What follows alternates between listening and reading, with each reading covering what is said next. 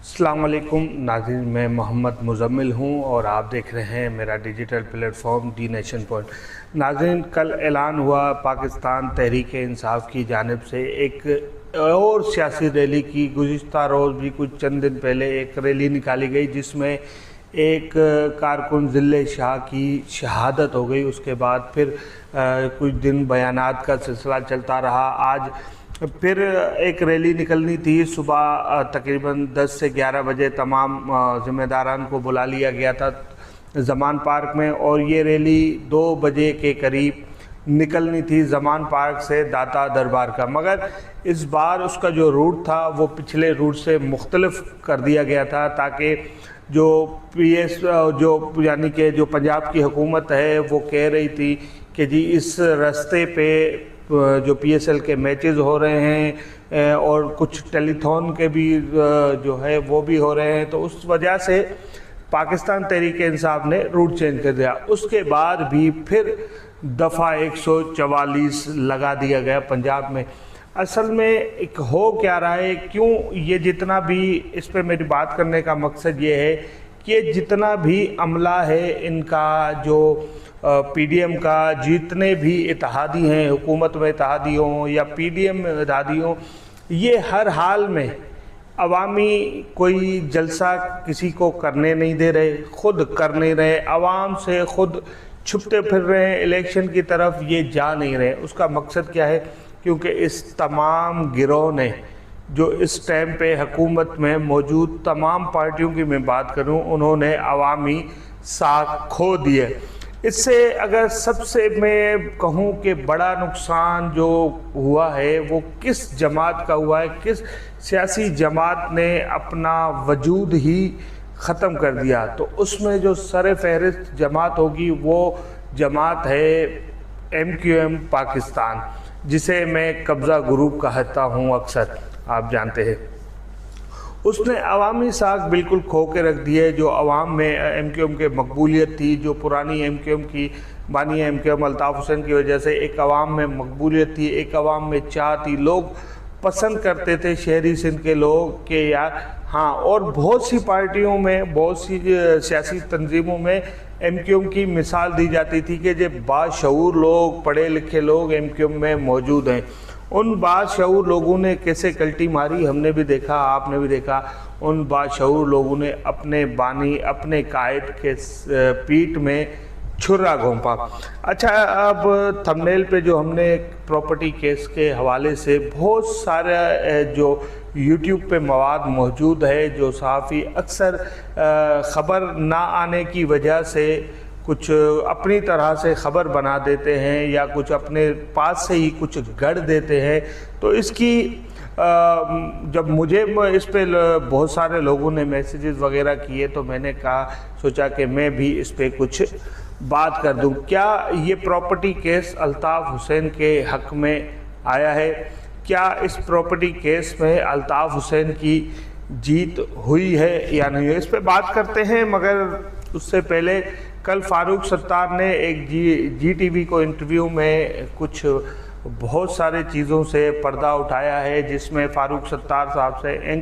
ایک female anchor کی طرف سے ایک سوال پوچھا گیا، جی عمران خان پہ جو پیمرا کی پابندی تھی، جب وہ لاہور ہائی کورٹ پہنچی تو لاہور ہائی کورٹ میں جسٹس صاحب نے اس پابندی کو کالعدم قرار دے دیا، پھر خان صاحب سے وہ پابندی ہٹا دی گئی۔ کیا وجہ ہے کہ تاریخ میں پہلی مرتبہ پاکستان میں عدالت کی طرف سے میڈیا پابندی لگی؟ لاہور ہائی کورٹ کی طرف سے پہلی مرتبہ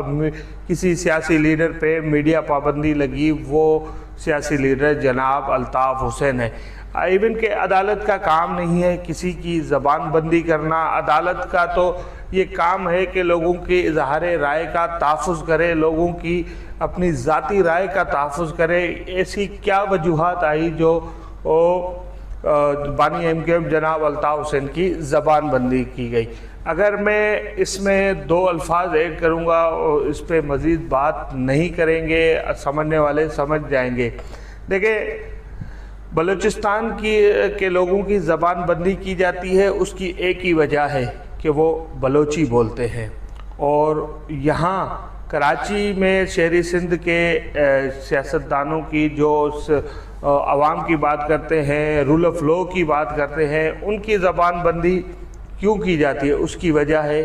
اردو بولنا۔ یہ دو قومیں ہیں، ایک بلوچ ایک اردو بولنا، ان لوگوں کی ہمیشہ زبان بندی کی جاتی ہے، ان کو ہمیشہ نچلے درجے کا شہری پاکستان میں سمجھا جاتا ہے۔ اب اس کی وجوہات کیا ہے؟ اب مجھے وجوہات تو بہت ساری ہیں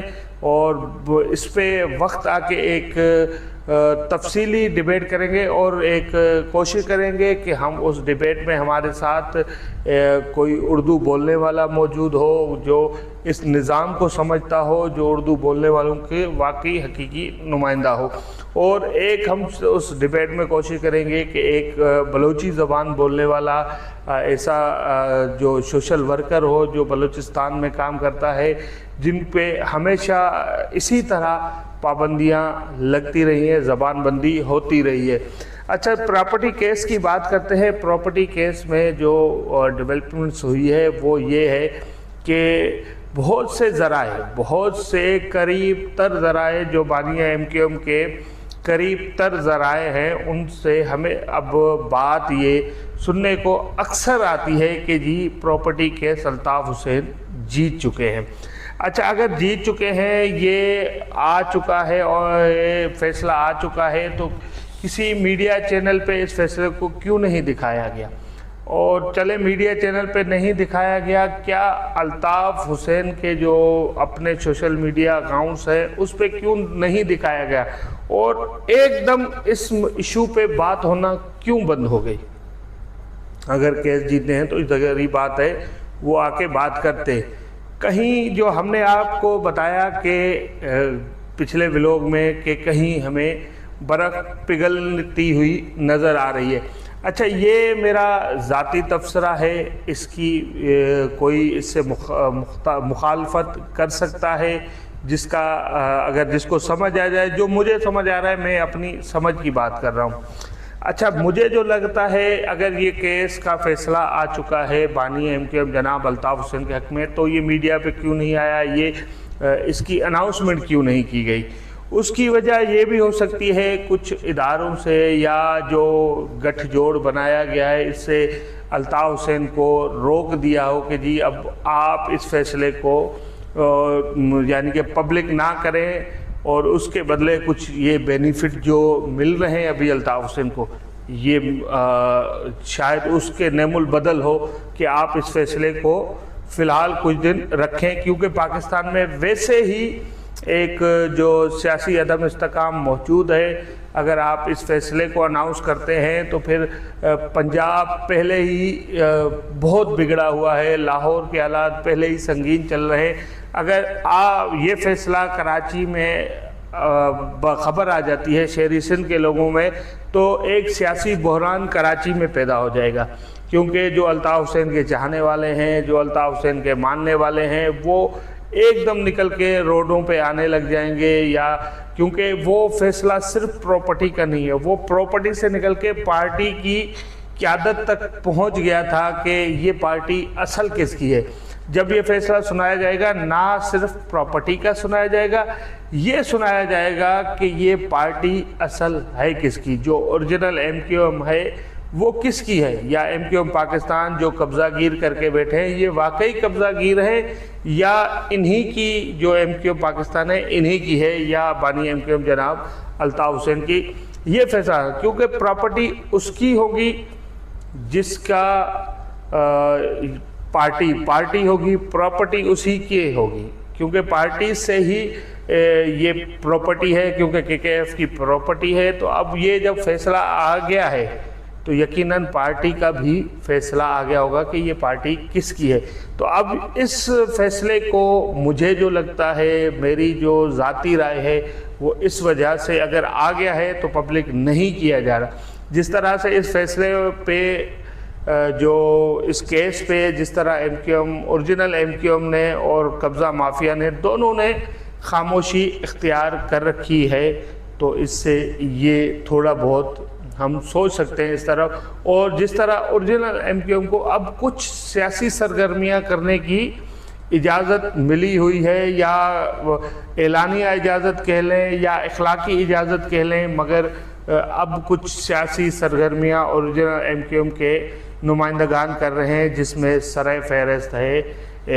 اپنا نثار پامر صاحب، اور ہمیں مختلف ایکٹیویٹیز میں وہ نظر آ رہے ہیں۔ اس پہ مزید ڈیٹیل پہ بات کرتے ہیں، اور انشاءاللہ پھر ایک نیکسٹ ولاگ کے ساتھ حاضر ہوں گے۔ یہ سوال مجھ سے بار بار پوچھا جا رہا تھا، تو جہاں تک میرے پاس جتنی نالج تھی تو میں نے کہا میں اس کو آپ تک پہنچا دیتا ہوں۔ اور رہی بات، ولاگ بہت لمبا ہو گیا ہے، میں چاہوں گا آپ سے اجازت، اور اجازت لینے سے پہلے آپ سے ایک ریکویسٹ ہے کہ آپ اس چینل کو سبسکرائب کرنا ہرگز نہیں بھولے گا۔ اگر آپ کو ہماری ویڈیوز پسند آتی ہیں، ہمارے تجزیے تبصرے آپ کو سمجھ آتے ہیں، تو ہمارے چینل کو سبسکرائب کریں، تاکہ ہم اپنی آواز جو حق اور سچ کی آواز ہے یہ اور مزید لوگوں تک پہنچانے میں کامیاب ہو جائے۔ اور آخر میں ایک ریکویسٹ کروں گا کہ اپنی رائے کا اظہار ضرور اور لازماً اس میں کمنٹ سیکشن میں کریں، اور ڈسکرپشن میں میرے دوسرے چینل کا لنک ہے، اسے سبسکرائب کرنا ہرگز نہیں بھولیے گا۔ خیال رکھیے اپنا، اللہ نگہبان۔